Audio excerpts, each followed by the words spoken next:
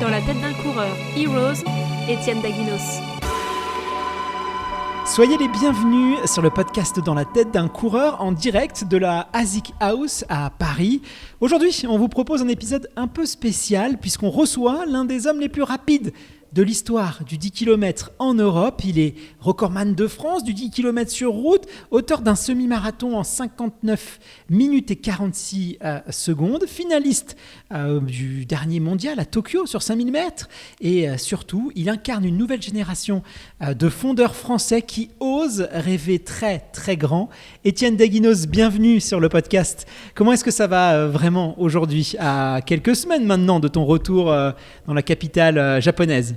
Déjà, bonjour à tous. Ça va très bien. Un peu fatigué forcément du retour à la réalité parce qu'on est quand même mis dans une bulle durant 15 jours quasiment.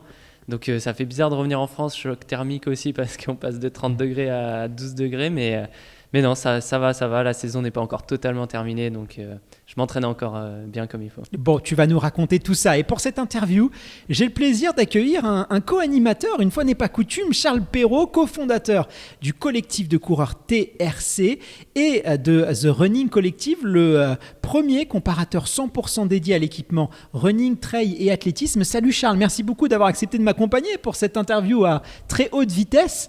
Comment ça va toi ?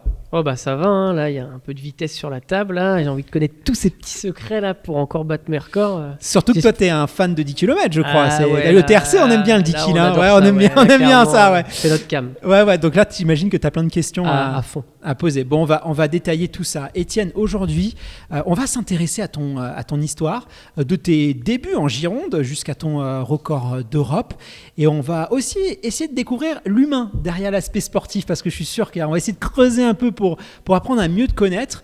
Avec Charles aussi, on va explorer des aspects un peu plus techniques de ta préparation, de ton matériel, puisqu'on enregistre cet épisode en collaboration avec ASICS, qui est ton partenaire de longue date maintenant, même si ta carrière elle est encore de longue date de ta jeune carrière.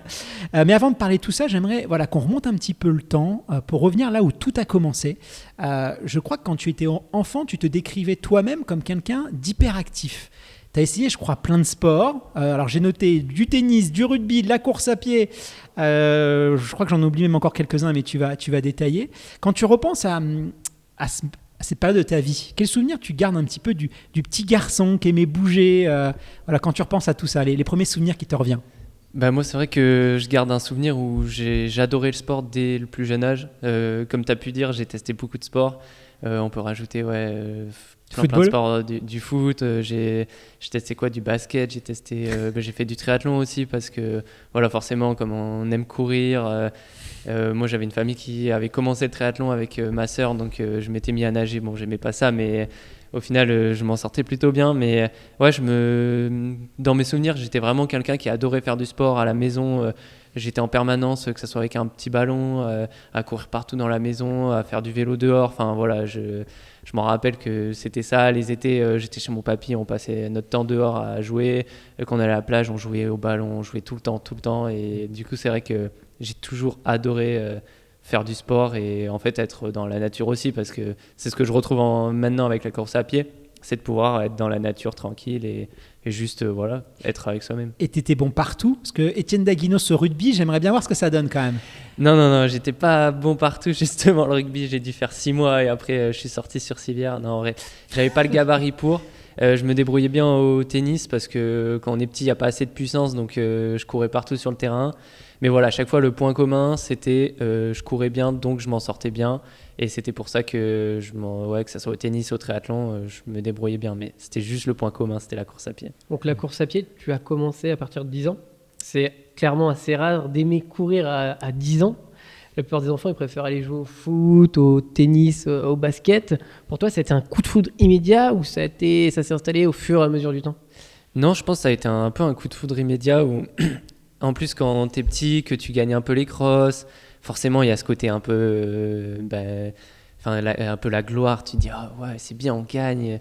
Et du coup, j'ai tout de suite aimé courir. Après, quand j'étais petit, je faisais pas que de la course à pied. En athlétisme, dans les écoles d'athlé, tu fais de tout, les lancers. C'est quoi ton record au lancer? Les lancers, je crois, j'ai pas de souvenir. Je pense que 67 mètres. C'est pas les pointes d'or quand t'es en Benjamin? Justement, ça, par exemple, j'ai jamais fait parce que j'étais mauvais en lancer, en sprint. Je crois à la longueur, je devais faire 4,30 m. Enfin, c'était vraiment cata et ça serait drôle d'en refaire maintenant pour voir si je suis meilleur. Mais ça m'a appris aussi à développer d'autres qualités et je pense qu'ils me servent actuellement. J'avais un coach qui était passionné de hauteur et du coup, on a fait des gammes.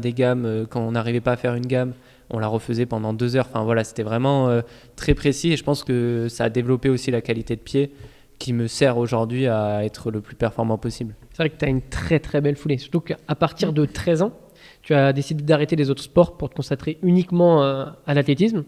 C'est une décision assez radicale pour ton jeune âge. Est-ce qu'à cet âge-là, tu pensais déjà devenir l'un des meilleurs coureurs mondiaux maintenant? Ou c'était juste un moyen de t'amuser ou une vraie passion d'aller mettre les baskets?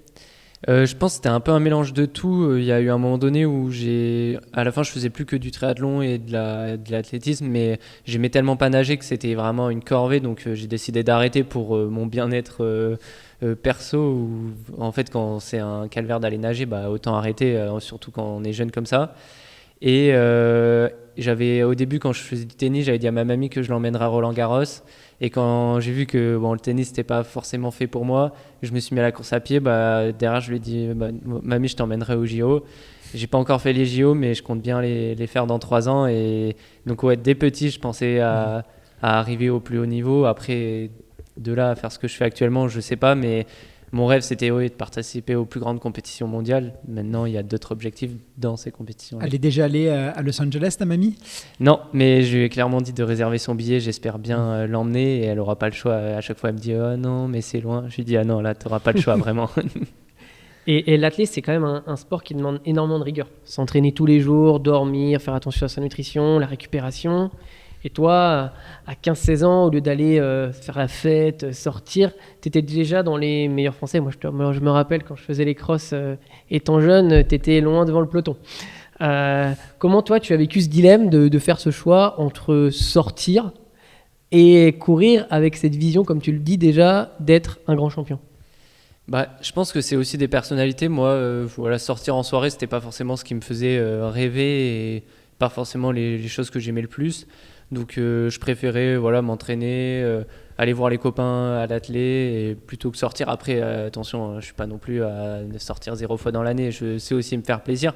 Mais j'avais pas besoin de sortir toutes les semaines comme d'autres copains du collège ou du lycée. Et je pense que c'est des traits de personnalité. Moi, ça m'a jamais manqué. Je sais aussi me faire plaisir à aller faire des restos, à sortir des fois dans l'année. Mais je choisis aussi mes moments et il y a des moments pour tout. Et je pense que ça a été assez vite clair dans ma tête et ça n'a jamais été une contrainte de dire non à des potes pour aller sortir en soirée. Enfin, voilà, c'était pas une contrainte. Ça a été perçu comment? Parce que c'est vrai que c'est pas, tu vois, on fait des choix quand on est un coureur ou une coureuse à pied, même en tant qu'amateur. Le soir, je pense qu'ici dans la salle, tiens, les collègues ils vont en after work, on nous propose et puis mais je suis désolé, j'ai une séance de piste moi ce soir. Et parfois c'est mal compris autour de soi, on se dit mais finalement pourquoi tu te donnes autant de mal? Est-ce que toi tu as eu ces regards-là où les gens tout de suite ils ont su que tu étais un futur champion? En vrai, je comprends totalement j'ai des copains qui heureusement faisaient, même des copains du collège, lycée qui faisaient du sport, donc ils comprenaient. Mais c'est vrai que forcément, ça t'éloigne un peu parce que... Ça isole. Ça isole, c'est ça. Et eux, ils créent des liens peut-être plus souvent, s'ils sortent toutes les semaines. Ça crée d'autres liens et du coup, forcément, toi, des fois, tu peux t'éloigner d'eux. Heureusement, j'avais aussi mes meilleurs copains qui étaient à l'athlétisme. Donc, ça me permettait de garder une vie sociale totalement normale. Mais c'est sûr que c'est des fois compliqué. Comme tu dis...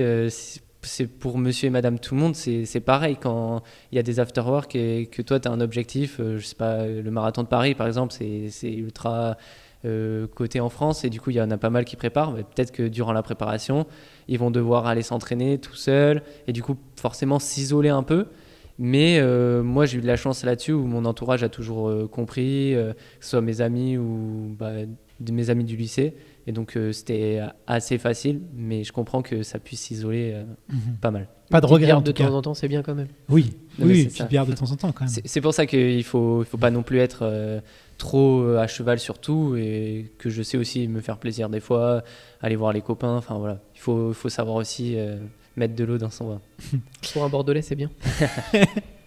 Alors Étienne, maintenant qu'on en sait un petit peu plus sur toi, j'aimerais qu'on parle d'une étape importante pour toi, tes premiers titres, tes grosses prépas, les premières galères aussi. En 2024, tu vis une année complètement folle, un peu des deux côtés. Il y a eu pas mal d'ambivalence à ce moment-là, puisque tu vas pas malheureusement réussir à faire les minima pour les Jeux de Paris 2024. J'imagine que c'était le moment où des Jeux à Paris, on sait que c'est une dimension un petit peu unique. Donc voilà, j'imagine que ça a dû être assez dur pour toi. Et pourtant, parallèlement à ça, c'est aussi là où tu vas décrocher des grosses performances, que ce soit à Valence sur le semi ou ton 10 km où tu fais le record d'Europe. Quand tu repenses justement à cette année 2024, tu dis souvent qu'elle a changé ta vie. Aujourd'hui, avec le recul, comment est-ce que tu l'analyses entre les énormes déceptions et les énormes montées d'adrénaline positives? En vrai, à froid, je l'analyse vraiment comme la plus belle année de ma vie, je pense. Enfin, du moins actuellement. Parce que l'échec des Jeux m'a permis de rebondir. Et je pense que ça m'a beaucoup plus apporté tout ce qui m'est arrivé en fin d'année que si je m'étais qualifié au jeu, parce que si je m'étais qualifié au jeu, ça aurait été sûrement un peu à l'arrache, et du coup qui dit à l'arrache dit pas forcément de bons résultats au jeu.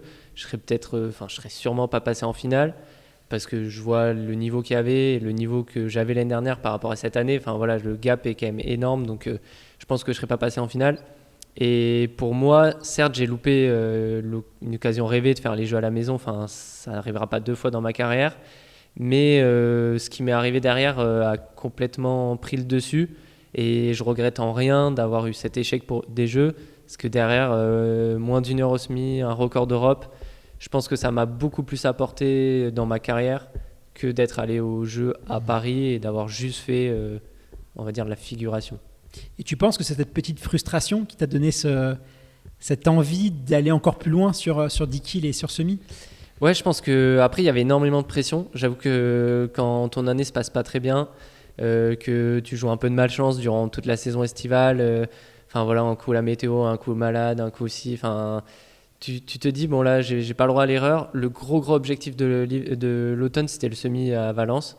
Et j'ai fait en sorte d'être le meilleur possible. Je m'étais mis dans ma tête, ok, je coupe parce qu'il y a l'échec des Jeux, j'ai besoin de couper assez tôt dans la saison. Je coupe cette saison estivale, mais par contre, quand je reprends pour faire moins d'1 heure au semi. Et ça, c'était clair. Tous les jours, j'allais à l'entraînement pour faire moins d'1 heure au semi. Certains pouvaient trouver ça complètement fou et pas forcément réaliste. Moi, dans ma tête, j'étais persuadé de pouvoir le faire. Et au final, j'ai réussi à le faire. Donc, ça a été vraiment incroyable. Et je pense que ça m'a libéré. J'avais une pression énorme. Vraiment, j'avais l'impression de jouer tout mon avenir, alors que pas du tout. Mais moi, dans ma tête, je m'étais vraiment mis cette pression-là. Et pour le coup, de réussir à faire une énorme perf comme ça m'a soulagé. Et quand je suis arrivé à Lille, j'y arrivé sans aucune pression parce que mon objectif était passé. Et j'y allais juste pour faire un truc le plus fou possible. Et s'il fallait exploser dernier kill et finir en marchant, j'avais pas peur de ça. Du coup, vraiment, j'ai juste couru à fond. C'était prévu de partir sur ces allures-là? T'avais en tête de battre le record d'Europe ou tu allais à bloc? Non, j'avais pas en tête de battre le record d'Europe. Je m'étais dit que dans un grand jour, peut-être moins de 27-20. De là, faire 27-4, c'était autre chose. Mais de base, c'était censé passer, je crois qu'on avait demandé autour de 13-35, 13-40. Ça part un peu plus vite et moi, ça tournait tout seul. Jean-Pierre Vattel sur la moto, il me disait « Etienne, reste au chaud ». Moi, j'étais là « Punaise, ça tourne tout seul, il faut qu'on accélère ». Et au final, on passe 13-29 ou 13-30. Je regarde ma coach du coin de l'œil et je me suis dit, elle m'a dit pas plus vite que 13-35. Et là, je me suis dit, elle va me tuer. Vraiment, je suis un homme mort. J'ai pas envie d'être arrivé. Ça fait quoi d'être recordman d'Europe? Parce que, je crois que c'est du Mo Farah. En France, ça a été, c'était un record qui a duré longtemps aussi, ce record du 10 km. Qu'est-ce que ça fait de décrocher le record d'Europe ou c'est des mecs, j'imagine, que tu admirais aussi avant et que tu aurais certainement, même dans tes rêves les plus fous, jamais pensé faire mieux qu'un Mo Farah, par exemple? Ouais, c'est sûr que je m'étais jamais imaginé faire un record d'Europe parce que moi, je veux avant tout battre mes records personnels et être, on va dire, la meilleure version de moi-même. Mais je saurais même pas le décrire tellement qu'on se rend pas compte des choses. Il m'est arrivé plein de choses derrière. Il y a eu des retombées quand même assez énormes dans le public. Enfin voilà, dans ma vie de tous les jours où maintenant, sur un événement running ou des choses comme ça, je me fais beaucoup plus reconnaître. Enfin, il y a eu vraiment un avant et après. Ouais. Après, et c'est assez hallucinant. Et c'est ça qui nous permet aussi que ce soit moi ou mes coachs ou mon entourage, de se rendre compte des choses, de se dire ah oui, punaise, c'était un record d'Europe quand même. Parce qu'après la course, moi dans ma tête, j'avais fait un record d'Europe, mais c'était fou, mais c'était mon record perso. Et en fait, une fois que ça t'arrive, tu te rends pas forcément compte des choses. Et c'est plus avec tout ce qu'il y a autour où tu dis ah oui, voilà, ça a changé ma vie, quoi. On va détailler justement avec Charles tout à l'heure ta préparation. On va rentrer vraiment dans le détail de tes entraînements et de ta philosophie d'entraînement. Mais c'est vrai que pour beaucoup de monde, voilà, nous c'est vrai qu'on te suit, même sur l'UNSS, voilà, on a pu te croiser. Donc c'est vrai que dans le microcosme de l'athlétisme, tu étais quelqu'un de très identifié. Mais pour le grand public, les gens ne te connaissaient pas forcément. Et c'est vrai que tu es un peu sorti du bois quand tu as décroché ce record d'Europe. Il y a plein de gens qui ne te connaissaient pas. Forcément, tout ça, voilà, tu le dis, ça t'a changé ta vie. Il y a une hyper-médiatisation, j'imagine, plus de demandes, plus d'attentes. Comment est-ce qu'on fait justement pour rester un petit peu soi-même quand, tu sais, on dit souvent, je ne sais plus quel sportif, on en avait parlé aussi avec Gabriel Tual, mais j'ai mis 10 ans pour être connu du jour au lendemain. Tu vois, c'est un peu ce truc-là, c'est que les gens ont l'impression que tu es arrivé, voilà, que tu sors d'hier, mais en fait, il y a tout un travail de longue haleine. Comment on fait justement pour rester un peu sur terre, entre guillemets, parce que c'est aussi le risque. Je pense que c'est là que l'entourage est hyper important. Moi, j'ai un entourage qui n'a pas changé, que ce soit avant ou après ce record. Eux, ils me voyaient à l'entraînement, ils savaient ce que je faisais. Voilà, ils étaient super heureux pour moi, mais en aucun cas, ça a changé quoi que ce soit. J'ai un entourage aussi qui m'a toujours dit le jour où tu commenceras à... Si un jour tu commences à prendre la grosse tête, on t'attendra au tournant et on saura te remettre dans le droit chemin. Mais je pense que tu étais jeune en fait. Ouais, très jeune. C'est sûr, mais c'est vrai que d'avoir un entourage hyper sain et tout, je pense que ça aide énormément à ça et rester soi-même. Et moi, comme j'ai toujours dit, je suis quelqu'un de normal. Oui, peut-être que je cours plus vite que la normale, mais je suis, aux yeux de mon entourage, je suis juste Étienne. Voilà.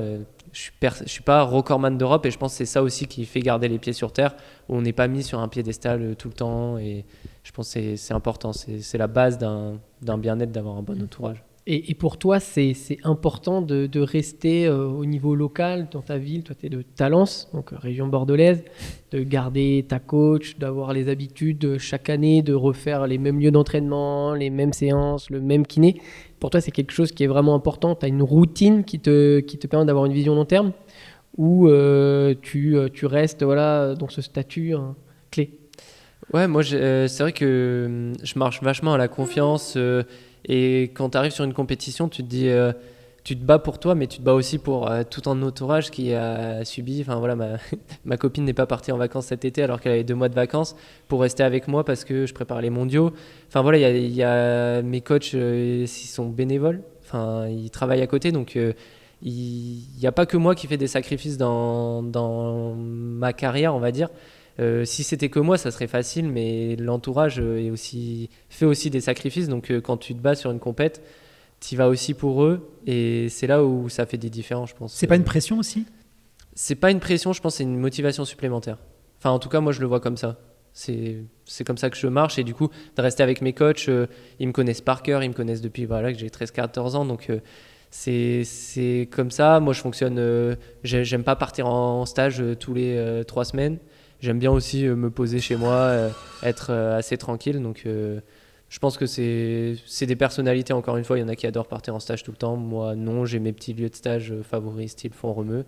Je pars, voilà. C'est là où tu avais préparé ton semi-marathon, c'est ça. Avec Bastien Augusto de mémoire. C'est ça, Bastien Augusto, Valentin Gondouin, qui n'avait pas pu venir à Valence, mais qui avait fait la prépa avec nous. Et que j'étais allé aider en janvier suivant pour... justement, je savais qu'il était en forme et j'étais allé l'aider pour qu'il fasse un beau chrono. Un bel esprit collectif au sein de l'équipe de France. C'est ça. Et on va revenir un peu sur ton 10 km quand même, ce fameux record d'Europe qui est devenu record de France, quand même. Un 10 km en 27,04, ça veut dire courir à 2 minutes 42 de kilomètre de moyenne. Comment on prépare un truc pareil ? C'est quoi les ingrédients, la séance clé qui a fait que ça a basculé ? Ce qui est fou, c'est que, comme je l'ai dit, c'était pas l'objectif de l'automne, donc j'ai pas eu vraiment de séance clé. C'est tombé 3 semaines après mon semi de Valence.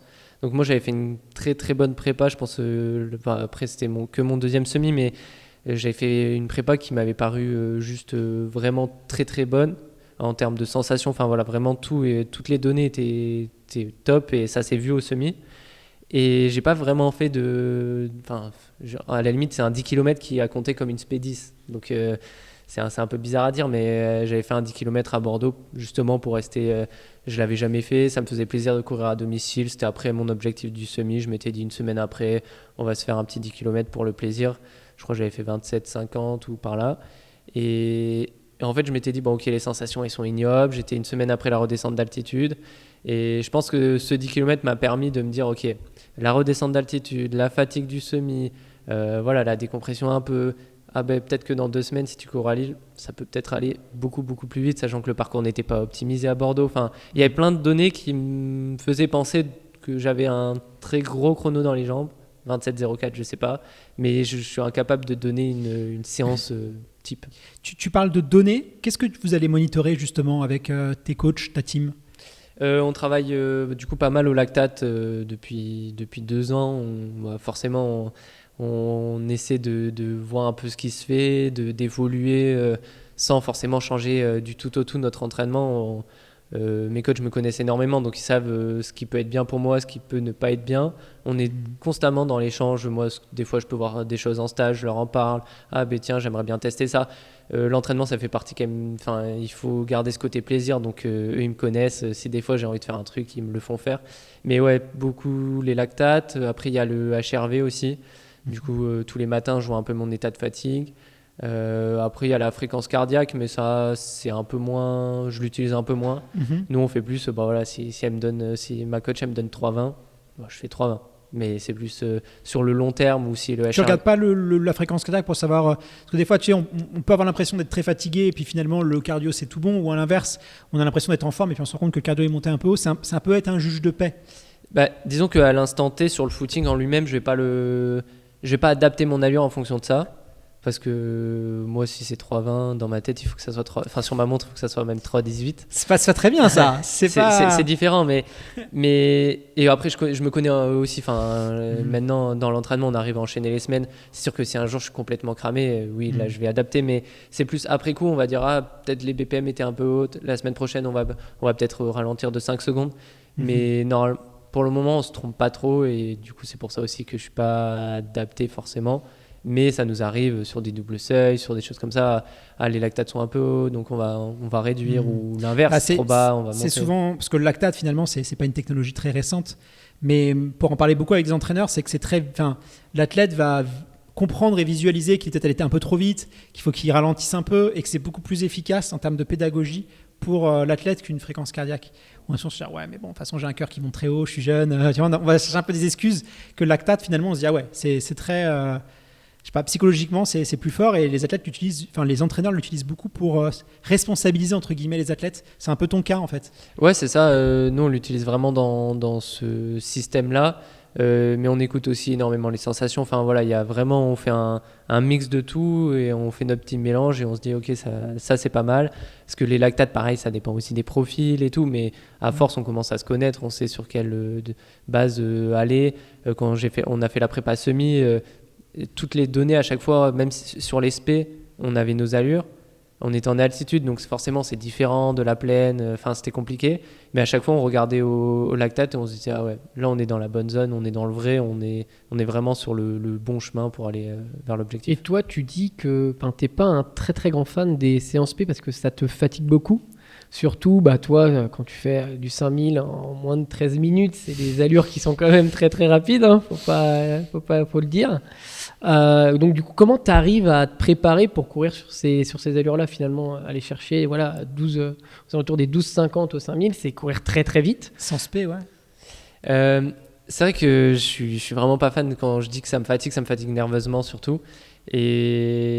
Et nous, on l'aborde différemment. On va travailler peut-être du plus long, plus lent et du plus court, plus vite. Et du coup, en fait, le mélange, après, ça dépend vraiment des profils, encore une fois, mais nous, ce mélange-là, nerveusement et physiquement, nous fait parvenir à un bon mélange qui fait un énorme chrono sur 5000.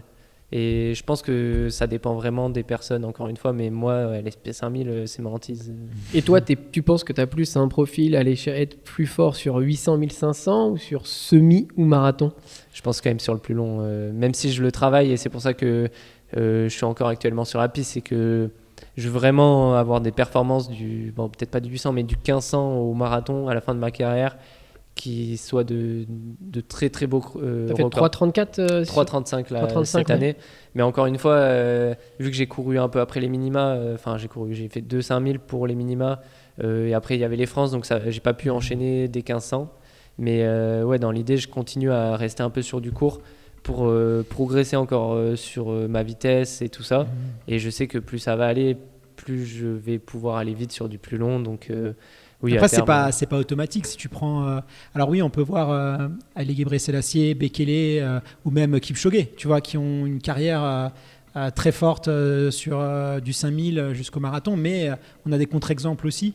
Mo Farah, où sur le marathon c'est un peu compliqué, ou même le recordman Tadesse qui était le recordman sur semi-marathon, et finalement sur marathon il fait 2,14, donc très loin de même Cheptegei, en fait c'est pas non, c'est pas on a l'impression que c'est parce qu'on a Kipchoge, on a Bekele, mais en fait il y a, pour 3 personnes qui ont réussi, il y a plein de pistards qui se sont cassés les dents sur marathon, et ça on le voit pas assez, quoi. Ça c'est sûr, mais c'est vrai que je suis un peu un pistard parce que les championnats sont sur la piste, mais je suis quelqu'un qui adore la route aussi.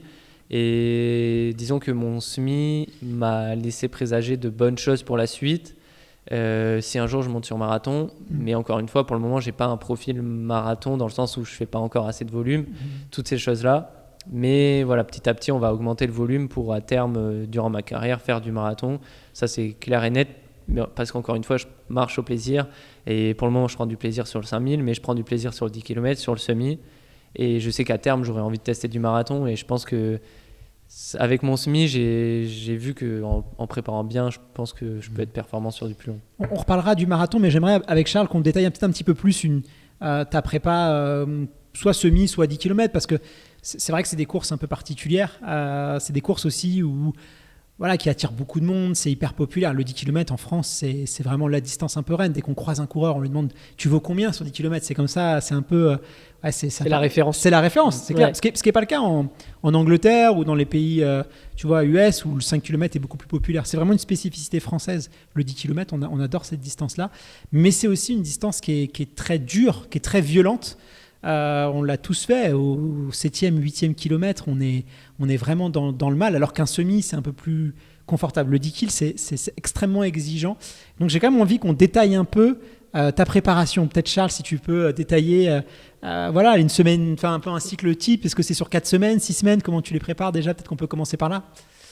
Ouais, c'est vrai que le 10 km, c'est hyper exigeant. Après, moi, d'un point de vue perso, je trouve que le 5000 est 10 fois plus tôt qu'un 10 km, parce que c'est des allures tellement rapides que c'est super dur à tenir. Mais encore une fois, le semi, ça reste une distance. Le semi par rapport au 10, le semi, c'est une allure de croisière.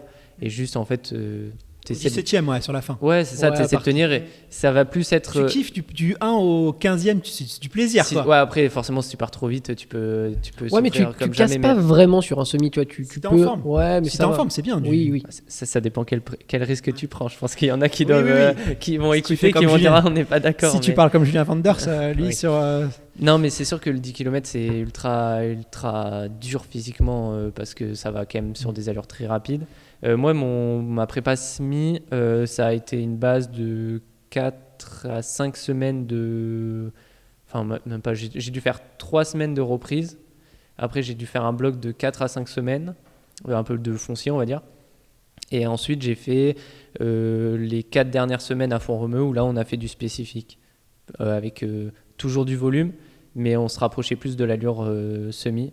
Et donc ça fait une dizaine de semaines vraiment de prépa pour le semi. Et après il y avait encore 3 semaines. Et tu montes à peu près à combien de kilomètres par semaine pour arriver là? À Font-Romeu, je crois que pour le semi j'ai dû être autour de 125-130, je dirais. Entre 120 et 130, je pense, max 135.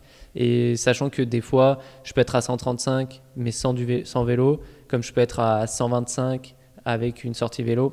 Et pour autant, je fais plus de volume du coup pour moi, une semaine à 125 avec 3 heures de vélo, ça va être plus dur qu'une semaine à 135. Et pas du tout de muscu pour...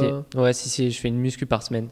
Et des fois en une charge PPG. lourde ou plutôt... Ça dépend vraiment des blocs. Là, avant le semi, je crois qu'on avait fait un mini bloc de lourd, mais on n'avait pas eu le temps de trop en faire. Du coup, c'était plus du dynamique avec pas mal de reps. Et tu as une séance clé, moi je sais que ma séance préférée pour préparer un semi, c'est le 3x5K récup 3. Est-ce que toi, tu as ta séance... Allure semi. Ouais, allure semi, ouais. Est-ce que toi, tu as une séance qui va te dire, ok, là je sais sur quelle base je veux partir? Du coup, je suis un peu jeune sur la distance, donc j'en ai fait que 2. Mais là, dans la prépa à Font-Romeu qu'on avait fait, on avait fait une 7x2000. Et en gros, on avait fait un bloc le jeudi 7x2000 et le dimanche 2x7 km. Et en vrai, avec de la charge avant, tu l'as mis quand? Jeudi? Le jeudi. Donc tu avais déjà des entraînements. Et du coup, on avait eu, si je dis pas de bêtises, il y avait eu. Je crois qu'on n'avait pas fait de muscu. Si, on avait fait muscu le vendredi, mais une muscu légère. Et on avait fait une VMA, on avait dû faire 20 x 400 le lundi pour l'écarter un peu plus. On avait dû faire peut-être un footing long ou du vélo le mardi, un truc un peu cool le mercredi avec des lignes pour enchaîner le bloc de jeudi 7x2000 et dimanche. 7x2000, c'est original, ouais. Ouais, c'est on avait fait sur piste ou sur piste, on avait fait avec Valentin et Bastien. Et c'est vrai que cette séance-là, elle faisait peur sur le papier. Et elle était passée vraiment incroyablement bien. Les lactates. Après 7x2000 allure semi, du coup. Ouais, c'est facile. C'est facile. Combien de récup? 7x2000 en altitude, il faut le rappeler. Ouais.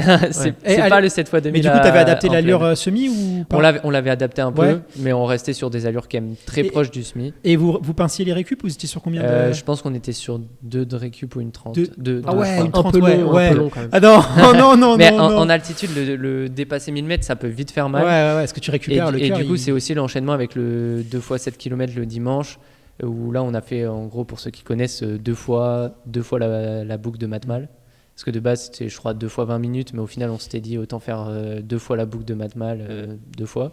Et cet enchaînement là nous avait montré qu'on était tous en très très bonne forme, parce que c'était passé bien plus facile que prévu. Et justement, si tu as une séance un peu pour mesurer ta forme, pour beaucoup ça peut-être le 8x1000 ou ce genre de choses. Est-ce que toi, tu as quand même des petites séances un peu gris-gris, tu vois, je les appelle un peu comme ça pour savoir, tiens, si je suis en forme, si cette séance allait bien passer, voilà, ça va, je suis bien.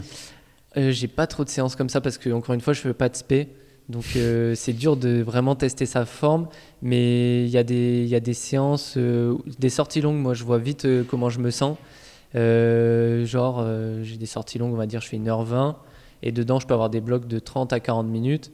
Ou si j'arrive à faire 30 à 40 minutes de moyenne, ça va me faire peut-être passer 30, 40, 31 au 10 bornes. Si ça s'enchaîne bien, c'est que je suis bien. Et pourtant, c'est un changement de rythme. Ça se trouve, c'est 10 à 3,10, 10 à 3,5, 10 à 3,0, 10 à 2,55.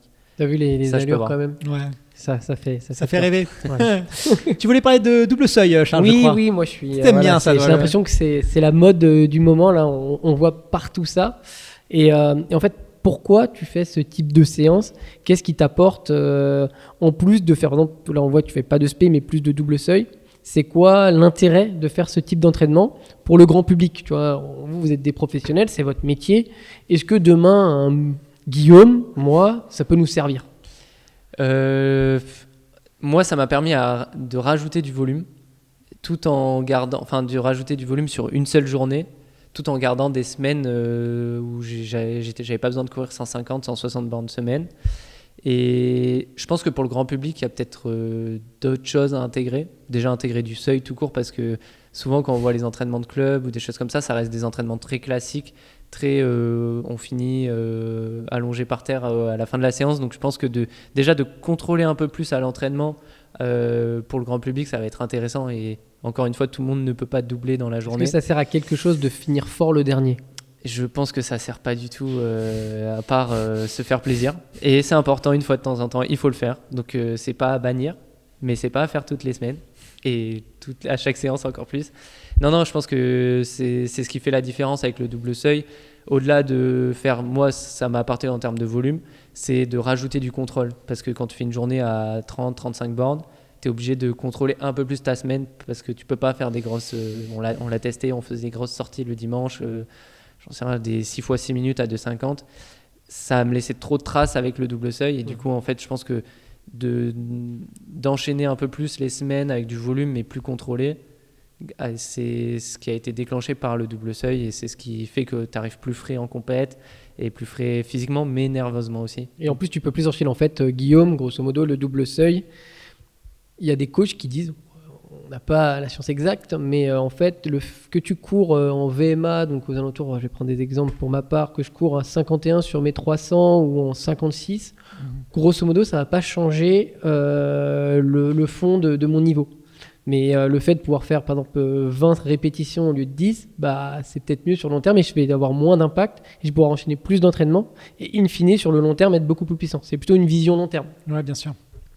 Oui, c'est sûr que c'est le double seuil, il faut le voir sur du long terme. C'est pas en faisant une séance de double seuil que ça va changer notre vie. C'est pas miracle, c'est pas le médicament. Ça, c'est sûr. Et du coup, forcément, de décaler ces seuils parce qu'à force d'en faire, bah, peut-être que ton seuil 2, donc on va dire pour un athlète de haut niveau, un seuil 2, c'est l'allure semi, de ce que j'ai compris. Oui. Et, ouais, c'est entre le semi et le 10, quoi. Ouais, c'est ça. Bah, moi, c'est mon allure semi, en gros. Mais du coup, plus on va le travailler, plus notre seuil 2 il va être plus rapide et du coup, plus notre semi va être rapide. En gros, c'est le but du double seuil, c'est de décaler nos seuils pour aller de plus en plus. On dit souvent que le seuil libère la vitesse. Oui. Après, il faut attention, il faut garder de la vitesse. Enfin, voilà, moi, je fais pas que du lent non plus. J'ai des séances de coach, j'ai des lignes. Enfin, voilà. Non, mais tout est interconnecté. Ouais. La vitesse te débloque aussi. Tu peux te débloquer aussi un peu d'endurance. L'endurance te débloque la vitesse. Tout est interconnecté de toute façon. C'est ta capacité justement à être le plus polyvalent possible dans les allures. C'était un peu la limite du polarisé. Je sais pas si tu as testé un peu. Je pense que c'est très intéressant ces genres de méthodes où tu vas polariser, tu vas faire vraiment de la très haute intensité. Ce que font beaucoup les triathlètes. Tu parlais de triathlon tout à l'heure. C'est très bien quand tu veux gagner du temps, tu veux un peu prendre des raccourcis, ce qui est souvent le cas dans les sports combinés où tu peux pas, faut faire des choix quoi. En fait, juste dans le management. Mais quand tu veux vraiment travailler un maximum aller au maximum de ton potentiel sur une distance donnée, c'est quand même mieux, je pense, de pouvoir travailler un maximum sur les allures et permettre au corps de pouvoir le récupérer. Donc, si tu peux lisser avec plein de choses, c'est pas mal. Dans le documentaire du TRC, très sympa d'ailleurs, j'invite nos auditeurs à aller faire un petit tour sur YouTube. Vous tapez Étienne Daguinos. C'est quoi le titre d'ailleurs Malheureusement, je le connais pas. Je crois que c'est 24 heures avec 24 heures avec Étienne Daguinos. Voilà, super documentaire, n'hésitez pas à aller le voir. Tu dis que tu n'es pas encore à ton maximum de ton potentiel et que tu le seras probablement, boule de cristal, vers 28 ans. C'est précis au moins, tu as une idée concrète de où est-ce que tu seras à ton prime. Comment tu vis justement ce sentiment de pas encore avoir tout montré alors que tu es quand même recordman feu d'Europe et actuel de France. Est-ce que c'est motivant ou c'est pesant de savoir qu'on peut encore mieux faire ? Ça dépend des moments. Après la finale des mondiaux, j'ai envie de te dire que c'est pesant, mais en règle générale, c'est assez excitant de se dire que ce que je fais aujourd'hui, je suis capable d'aller plus vite demain. Et encore une fois, mes coachs, ça fait plus de 10 ans que je travaille avec eux et ils m'ont toujours préservé. Des fois, j'ai envie de leur mettre. Des fois, je leur dis ça serait bien qu'on augmente plus rapidement. Mais ils m'ont toujours dit nous, on va augmenter progressivement. Par contre, le jour où tu seras pour nous à ton maximum, ça sera beau. Et c'est vrai que c'est assez excitant de se dire ok, ce que je fais là, moi dans ma tête, je pense et je suis quasiment sûr de pouvoir être plus fort demain. Et donc, c'est plus de l'excitation au quotidien. Mais des fois, c'est sûr que c'est dur parce que je me dis, mais je pourrais augmenter mon volume. Mais peut-être que si j'augmente trop d'un coup mon volume, je me blesserai. Donc, forcément, on est obligé de prendre le temps. Et nous, on a décidé de prendre le temps, vraiment le temps. Et au lieu d'augmenter en 2-3 ans, on l'augmente sur 5-6 ans. Et donc, je pense que à partir de 2028, j'atteindrai mon rythme de croisière en termes de volume. Peut-être qu'on se connaîtra encore mieux.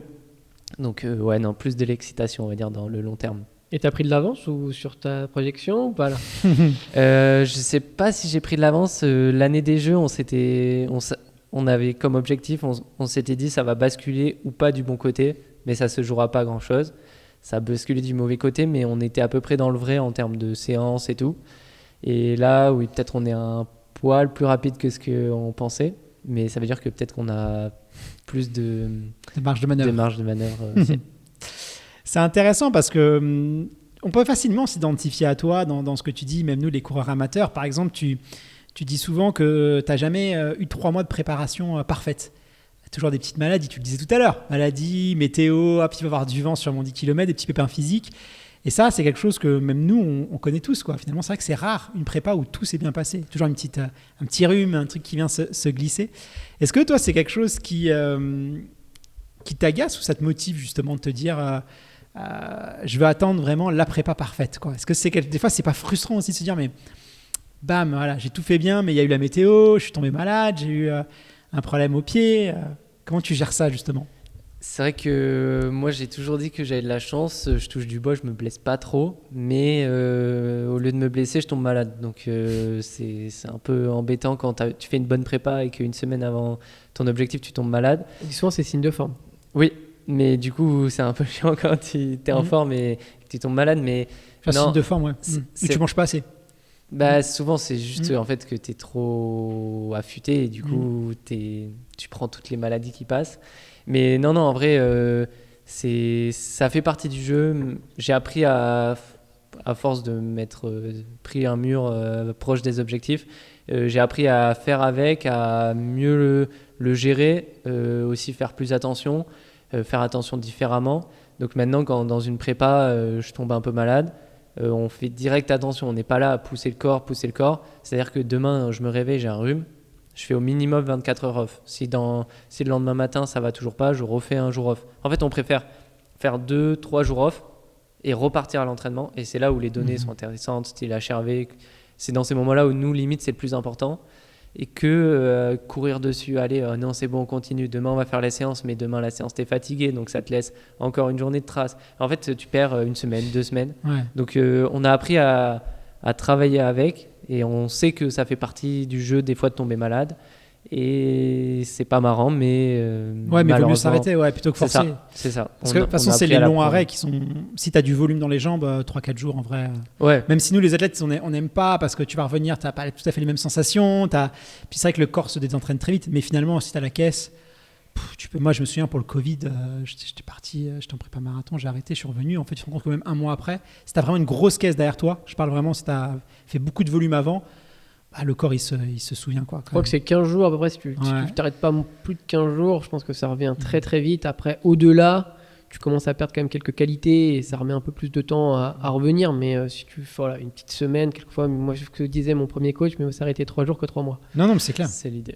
Même pour les petites douleurs, quelquefois tu as une petite douleur, une petite pointe, etc. Mieux vaut s'arrêter que vouloir forcer dessus et faire une grosse élongation, que ça soit une petite contracture, quelquefois, optimiser, quoi. En tout cas, on sentait dans le documentaire une forme de perfectionnisme et de cette envie de tout aligner. On sent chez toi que c'est quelque chose de très important. Enfin, ça, je l'ai ressenti même plus chez toi que chez d'autres athlètes. Pourtant, j'en vois beaucoup. Mais voilà, la vie d'un athlète, c'est l'imprévu, c'est faire face au chaos. Est-ce que tu pensais faire ton record quand tu as fait le 10 km Non, pas du tout. Non. Et j'avais un coach qui disait ça, il disait c'est 50-50. C'est-à-dire qu'en fait, 50% du temps, tu vas sur une course en pensant que tu vas battre ton record, mais tu ne le bats pas parce que la météo va pas, parce que tes adversaires ont ralenti, ils n'ont pas suivi, parce qu'il se passe quelque chose. 50%, tu y vas en pensant putain, j'ai loupé une séance, j'étais malade, j'étais je sais pas ce que ça va donner, tu bats ton record. Et donc voilà, il y a 50% des fois où tu penses réussir et t'échoues, et 50% où tu penses que tu vas échouer et que tu réussis. Et en fait, c'est savoir faire face à ce chaos, à cette incertitude. Mais toi, cette tension entre ton besoin de tout contrôler, alimentation, sommeil, on sait que tu es perfectionniste, et la nécessité de savoir lâcher prise quand il le faut, comment tu arrives à apprivoiser un peu cette dualité ? Est-ce qu'elle est simple pour toi ? En vrai, je pense qu'elle est de plus en plus facile pour moi parce que j'ai pas forcément performé comme je le voulais depuis mes années jeunes. Et du coup, j'ai été obligé d'apprendre à faire avec, à lâcher prise. C'est ça, lâcher prise, savoir, encore une fois, l'échec des jeux. Je pense que j'ai tellement galéré sur la piste mes années juniors que l'échec des jeux, il a été plus facile à appréhender parce que je savais que, ok, ça a été un échec, mais je savais que j'allais partir 15 jours en vacances et quand j'allais revenir, en un mois, je serai fort. Et 3 semaines après ma reprise, ou même pas, c'est peut-être 3 semaines, j'ai dû faire 1 semaine de vélo, 2 semaines de course à pied. Je fais les fêtes de Dax sur le 10 km et je fais 28,45 ou 28,50. En fait, c'est vraiment à force d'avoir des imprévus que tu commences à te connaître et te dire ok, tu arrives à relativiser mieux et te dire ok, il y a eu un échec, mais derrière je sais que je vais repartir et que je serai encore plus fort. Et je pense que ça fait partie du jeu, et maintenant voilà, il y a un imprévu, c'est pas grave, ça fait partie du jeu. Tu sais l'accueillir. C'est ça. C'est ça. Mais je trouve que tu vois, on le voit de plus en plus, hein, l'aspect mental prend de plus en plus de place, que ce soit la préparation mentale, voilà, le travail autour de ça. Et justement, moi je voulais revenir sur ta course à Monaco. Bon, à Paris, tu as fait une super course, hein. C'était stratosphérique, mais à Monaco, au bout de 1500 mètres, je crois que tu avais envie d'arrêter. À partir de 3500, je pense que tu as mal partout, je sais pas comment tu fais. Et finalement, tu arrives quand même à décrocher ces minima. Donc là, je pense que... Avec une course parfaite, ouais. Quasiment. Enfin, franchement, Quand la on l'a vu, gestion, elle était exceptionnelle. magnifique, ta course à Monaco. Ouais, non, c'est sûr que Monaco, ça a été un long combat contre moi-même. J'avais pas du tout les mêmes sensations qu'à Paris, que ça soit d'un point de vue physique, dans mes jambes, en sensation, mais aussi à cause de l'humidité. Enfin voilà, il y avait plein de conditions qui étaient, on va dire, en négatif par rapport à Paris. Mais je me suis servi voilà, du mental. On s'entraîne dur tous les jours et c'est pas pour lâcher prise à la moindre difficulté. Et donc à Monaco, juste je prenais tour par tour. Et oui, comme j'ai pu dire, au bout de 1500 mètres, je me suis dit je vais arrêter. C'est impossible que je finisse dans ces allures-là. Et en fait, je me disais allez, encore un tour. La mi-course, encore un tour. Et en fait, je me suis retrouvé à arriver aux 4000. Je me suis dit mais je suis complètement mort. Je vais jamais réussir à accélérer alors qu'il fallait que j'accélère pour faire les minima. Mais voilà, j'étais dans le groupe avec Jimmy. Ouais, t'as suivi le groupe. Et je me suis dit, allez, encore un tour. Et au final, tu te retrouves à 500 mètres de la ligne. Tu regardes le chrono, tu te dis, oh non, mais là, je peux pas. Ça fait. Et tu accélères dans ta tête. Enfin, t'essayes quand même chaque oui. fois de relancer à chaque tour, mais... ou tu subis et tu dis, bon, allez, de toute façon. Chaque tour, j'essaie de relancer parce que en fait, j'étais tellement physiquement avoir l'impression d'être à fond que j'étais obligé de relancer tout le temps. Et à 500 mètres de la ligne, quand ça fait quasiment 10 minutes que tu es à bloc et que mentalement, tu n'as jamais autant souffert, tu te dis ah non mais là attends il faut finir en 1 minute, t'inquiète que je vais finir en 1 minute hein. Et tu penses à des gens ou t'es vraiment ouais, c'est juste face à toi-même? Ouais, là j'avais fait venir ma copine, mes coachs, enfin voilà, j'avais 2 copains qui étaient là. Il y avait de l'entourage dans le public et je m'étais dit non là je n'ai pas pu faire venir tout le monde pour bâcher au bout de 2000 mètres. Donc ça m'a aussi servi de savoir qu'il y avait du monde qui me soutenait en tribune. J'insiste sur ça parce que souvent alors c'est pas pour mettre les disciplines en opposition ou en comparaison, mais on parle beaucoup, tu vois, dans l'ultra trail de mental, et souvent que c'est une discipline qui revient souvent. Et c'est un mental assez différent parce que c'est un mental en fait très introspectif, parce que ça dure très longtemps, c'est quelque chose qui est très usant. Et je pense que l'autre mental extrême pour moi, c'est sur 5000. On disait 5000 et 10 km. C'est vraiment des courses en fait où t'es à bloc. Réellement, tu es à bloc. Je sais pas, mais 5000 mètres, pour vous donner une idée, mais ton record sur 3000 mètres, quand tu fais un 5000, tu passes au 3000 quasiment proche au même niveau, quoi. Enfin, sachant que j'en ai jamais fait, mon record au 3000, c'est Monaco. Généralement, tu vois, ton temps de passage c'est proche. Sur 5000 mètres, il est très proche de ton temps de passage sur 3000, mais vraiment très très proche. Ouais, souvent, tu fais un 3000 en préparation de ton 5000, donc souvent c'est ton temps de passage après. Mais du coup, quand tu passes le 3000, honnêtement, t'as un état de douleur et de fatigue. Enfin, en termes de résistance à la souffrance, c'est énorme. Et ça, on l'a vécu, ceux qui ont fait des 10 km, c'est l'équivalent le 7-8e kilomètre sur un 10 km. Réellement, t'es vraiment très, très, très mal. Et c'est même sur le papier, tu as tout ton cerveau qui te dit arrête. Voilà, le 5000, pour moi, je suis d'accord avec toi, c'est la course la plus dure. Moi, j'ai jamais réussi un 5000 de ma vie. Moi, la seule course que j'ai abandonnée, c'est un 5000. Réellement, surtout c'est que vraiment la seule course. C'est tellement dur. T'as la monotonie de la piste qui est super dure en fait, qui rajoute une épreuve mentalement, c'est encore plus dur par rapport aux 10 km où tu peux te dire allez je vais chercher le lampadaire, allez je vais chercher. Non mais c'est vrai, c'est différent. Alors que là la piste au bout de 10 tours tu le connais par cœur. Et en plus que ce soit le 5000 encore plus que le 10 km, mais t'es sur une poutre à 1000 mètres d'altitude. Et si tu bascules un tout petit peu, tu meurs. En vrai, c'est ça l'idée. C'est tellement, ça se joue à la seconde près. C'est tellement précis. Il faut tellement ne pas basculer du mauvais côté. Parce que si tu bascules, tu peux jamais récupérer. Alors que sur un semi, si tu fais un kill un peu rapide, tu temporises 1 kill, 2 kills. Et tu peux te rattraper en plus.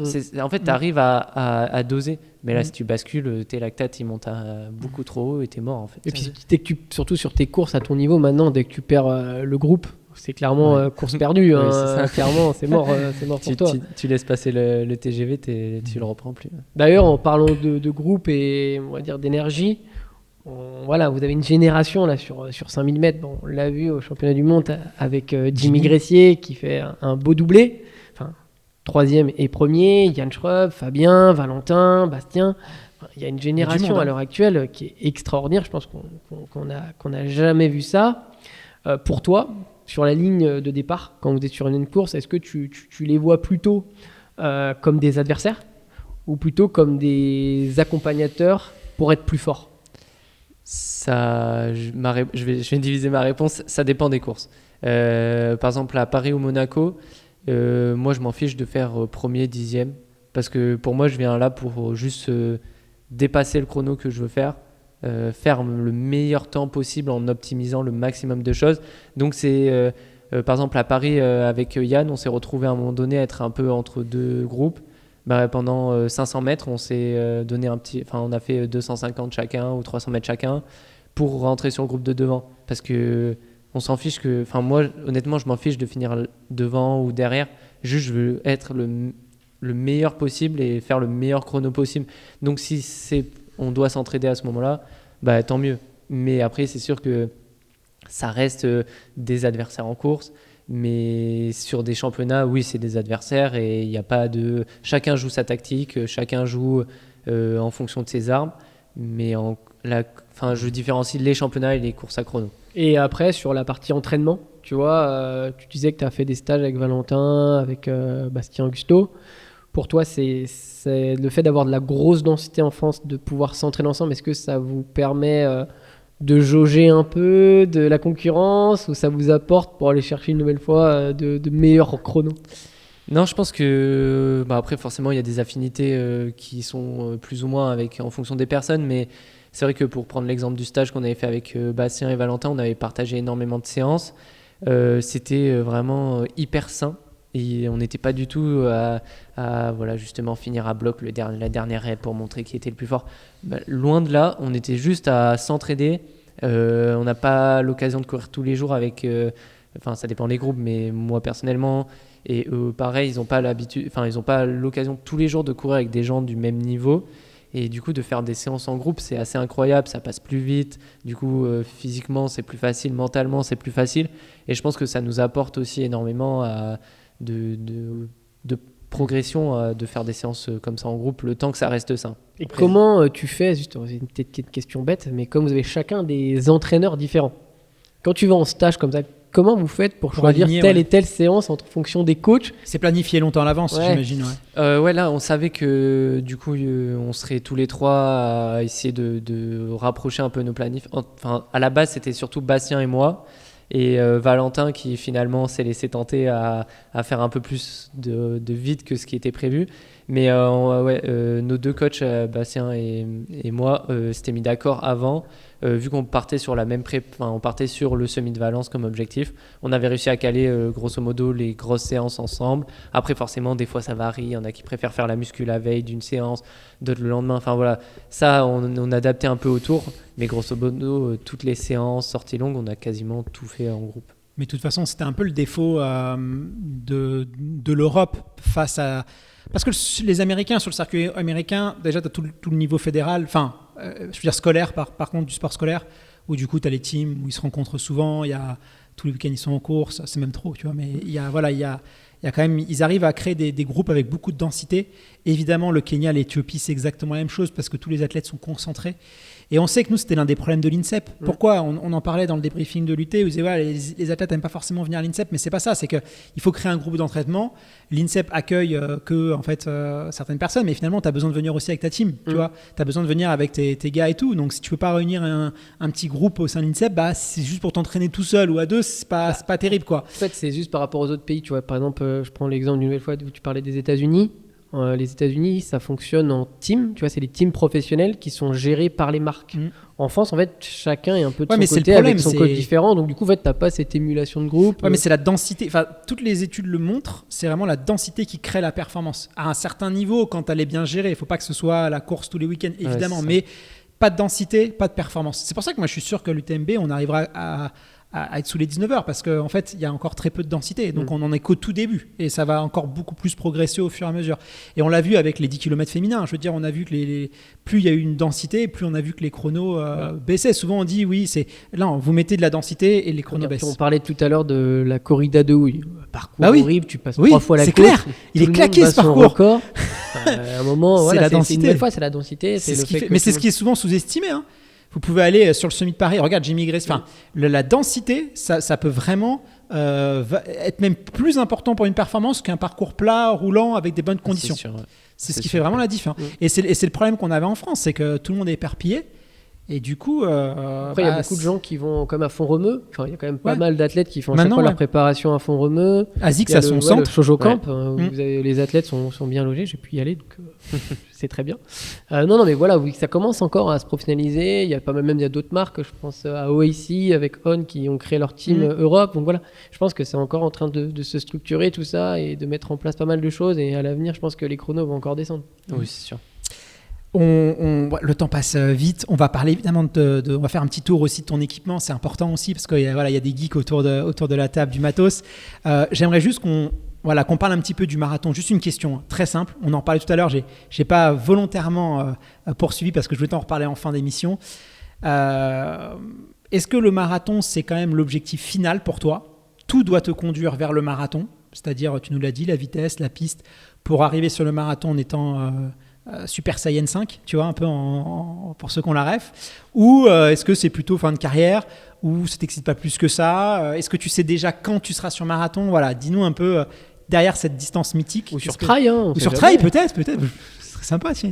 Ben, moi je marche sur la Golden plutôt. Énormément au plaisir, et du coup pour le moment je prends du plaisir sur le court, et comme j'ai dit, je veux vraiment avoir des records où je suis fier à la fin de ma carrière de tous mes records. Et notamment que ça soit du 1500 au marathon. Et oui, plus tard, j'aimerais bien faire du trail parce que j'adore la montagne. Ah, c'est vrai, tu veux faire du trail, trop bien. Typiquement, après les mais Jeux... pas forcément l'ultra, du 50 ou... Tu suis les Golden Trail Series un peu, le circuit je suis pas trop les Golden Trail Series. Je suis plus genre l'UTMB, les trucs comme ça. Mais moi, c'est des choses qui m'attirent énormément. Après, chaque chose en son temps. Et justement, en fait, pour le moment, je veux optimiser mon 5000. Après, ça sera mon 10 000. Après, ça sera le semi, ça sera en même temps que le marathon. Et à la fin de ma carrière, je passerai sur trail parce que en fin de carrière, tu peux encore être performant en trail. Et j'aime la montagne. Enfin, voilà. Et moi, on va dire que l'objectif final n'est pas d'être fort sur marathon. C'est juste, je veux être fort dans tout. Par là où tu passes. C'est ça. C'est un temps de passage. C'est cool, quand même. Dans chaque distance, tu veux donner le meilleur de toi-même. Ouais, c'est ça. Je veux juste voir en fait de quoi je suis capable. Et il y a plein de distances qui m'attirent énormément, mais juste il faut savoir faire des choix parce que tu peux pas faire du 5000 et de l'ultra trail. Enfin, c'est pas franchement, du tout Étienne compatible. Daguinos à l'UTMB, moi je signe. Hein. Ouais. D'ailleurs, moi j'avais une question qui est aussi une nouvelle fois peut-être un peu bête, mais toi, tu vois la course à pied maintenant comme ton métier ou comme une passion encore ? Je vois ça comme une passion. Et franchement, tous les jours quand je vais courir, je prends énormément de plaisir. Après, il y a des fois où t'as pas envie, où t'es fatigué, où peut-être on te propose un petit week-end et tu te dis non là j'abuse, faudrait que je reste un peu plus tranquille et tout. Et du coup, on va dire quand ça devient un peu plus compliqué. Tu dis, rappelle-toi que c'est aussi ton métier, que tu as des attentes. Il n'y a pas que toi derrière ta carrière. Et du coup, dans ces moments-là, ça te remet les idées en place de dire, tu as de la chance de faire ça. Et là, tu repars à l'entraînement et ça, c'est ta passion. Mais moi, c'est avant tout ma passion, avant d'être mon métier. J'ai la chance d'en vivre. Mais j'en vis parce que c'était une passion et parce que grâce à ma passion, j'ai pu faire des performances. En parlant du coup de partenaires, c'est ASICS qui nous a ouvert ses portes aujourd'hui et c'est ton partenaire historique. Hein. Moi, je t'ai toujours vu en ASICS. Effectivement. C'est quoi les modèles avec lesquels tu cours le plus ? Moi, je cours le plus avec la Nova Blast. Franchement, elle a du succès. Hein. C'est le modèle le plus polyvalent, je pense. Qui cartonne en ce moment. Tout le monde, ma copine court en Nova Blast. T'as converti tout le monde. Ah oui, franchement, tout le monde, toute ma famille est en Nova Blast. Parce qu'en fait, tu peux tout faire. Tu peux faire des footings tranquilles, tu peux faire des footings actifs, tu peux faire des petites séances. Après, voilà, encore une fois, moi, comme je dis, j'ai des problèmes entre guillemets de riche, c'est que j'ai la chance de pouvoir avoir plein de modèles. Et du coup, oui, c'est sûr que si on m'écoute, je mets la Nova Blast que pour telle et telle chose, je mets la Metaspeed pour telle et telle chose, je mets la Mega Blast pour cette chose, je mets la Super Blast pour cette chose. En fait, ça en devient un peu un... Parce que c'est ton métier aussi, c'est voilà. différent, c'est pas les mêmes enjeux. Et du coup, c'est important aussi d'avoir des différentes chaussures, moi je trouve au niveau de ton pied, parce qu'il ne s'habitue jamais à la même chaussure. Mais c'est sûr que demain, pour le grand public qui n'a pas la chance d'avoir autant de paires que moi et qui doit choisir qu'une paire, tous les jours, je leur indique la Nova Blast. Je trouve ça juste incroyable, franchement. Après, si demain, on va me dire j'ai envie de faire le marathon en 3h30, je vais leur dire prenez une Super Blast ou une Mega Blast maintenant qui vient de sortir. J'ai pas encore assez de recul, assez de séances avec, mais voilà, encore une fois tout à l'heure, je suis allé faire un footing à 15 à l'heure avec la Mega Blast, c'est assez fou. Et donc, je pense que pour le grand public à ces allures-là, c'est limite plus intéressant. Enfin, en tout cas, moi de l'extérieur, ils auront un peu plus de confort qu'une Metaspeed qui, des fois, peut être un peu moins confortable à certaines allures, un peu moins stable. Enfin, voilà, ouais, j'ai de la chance. Donc, on va dire la paire pour les footings, ça va être la Nova Blast. Pour le seuil, tu vas mettre une Mega Blast. Et pour la compétition, la Metaspeed Sky ou Edge pour toi? Mais voilà, moi, j'ai encore une fois les problèmes de... J'ai la chance de pouvoir faire les choix. Je mets la Sky sur le semi et je mets la Edge sur le 10 km. Et pourquoi cette différence? Parce que le 10 km, du coup, j'ai besoin d'avoir un peu plus de réactivité. Souvent, il y a un peu plus de virage, un peu plus de nervosité. Et du coup, avec la Edge Tokyo, tu as un peu plus ce retour au sol où tu peux prendre peut-être les virages, enfin en tout cas en sensation, tu prends les virages plus vite, tu as plus de réactivité, tu mets un peu plus de rythme dans ta foulée, alors que la Sky Tokyo, du coup, avec laquelle j'ai fait moins d'une heure, une fois qu'elle est lancée, dans les grandes lignes droites de Valence, franchement, la chaussure... Tu courais sous proto. Et voilà, sous proto, bien caché, bien dissimulé. Mais non, en vrai, une fois qu'elle est lancée, la paire, la Sky, et du coup, c'est pour ça que je garde une plus grande foulée. En fait, j'ai un plus grand rythme de croisière. Okay. Et voilà, du coup, je fais ces choix-là. Mais souvent, on me demande sur les réseaux, tu me conseilles laquelle?